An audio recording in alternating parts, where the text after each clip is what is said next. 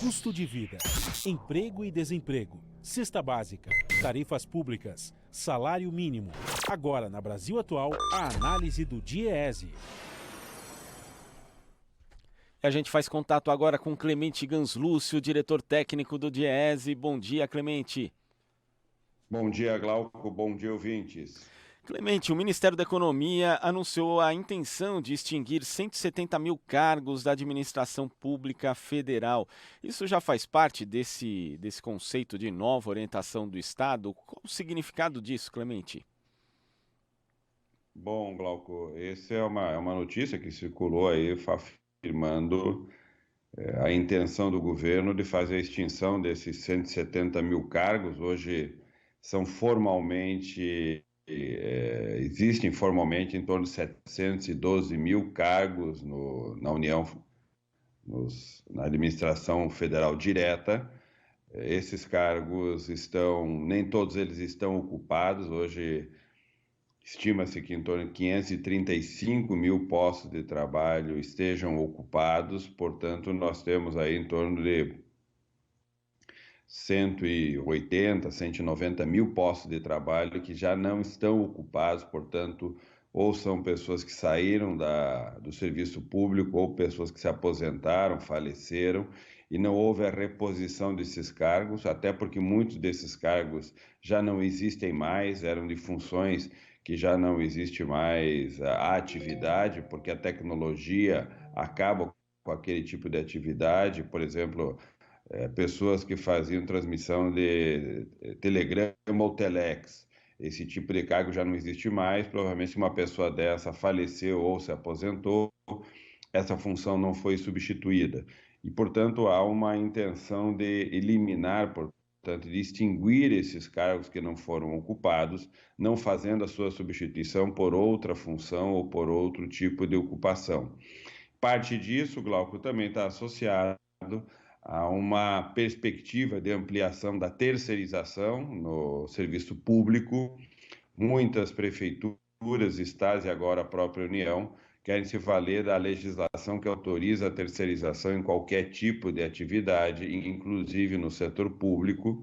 Isso é parte, portanto, de uma estratégia de substituição de servidor público estatutário por serviço terceirizado prestados por empresas ao setor público, e provavelmente também parte desses postos de trabalho serão substituídos por tecnologia, por equipamento, por robô, por máquinas, que progressivamente também ocupam postos de trabalho, porque essas máquinas, especialmente hoje com a tecnologia da chamada inteligência artificial, são máquinas que são desenvolvidas para acumular conhecimento, para processar conhecimento. São máquinas que aprendem, portanto, que têm capacidade de interação com o ser humano. São os conhecidos atendentes virtuais no setor telefônico, no setor bancário, em vários setores. Já hoje existem máquinas que fazem o atendimento e que, portanto, podem substituir parte das atividades humanas. Então,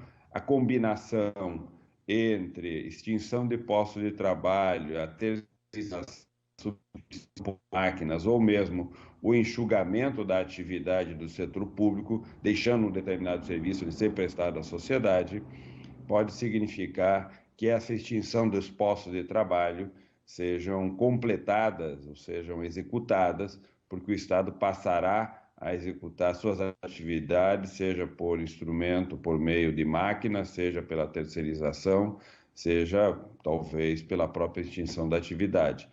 De todo modo, são 170 mil postos de trabalho que poderiam ser preenchidos com outras funções ou com atividades que são necessárias para o Estado realizar seu serviço e que hoje já não vem atendendo com qualidade ou de forma muito insuficiente, e que não serão preenchidos e que, portanto, poderá significar a conclusão ou a consolidação de uma redução da capacidade do Estado de executar suas funções públicas. Quer dizer, Clemente, a gente pode destacar aí uma questão de marketing mesmo, porque quando se fala na extinção de tantos cargos e aí costuma-se aludir uma determinada economia de recursos, na prática boa parte dessa economia não existe, porque como você mencionou, os cargos estão extintos ou então estão desocupados há tanto tempo que provavelmente não vão ser ocupados porque as funções, né, como telex, operador de telex e tal, não existem mais.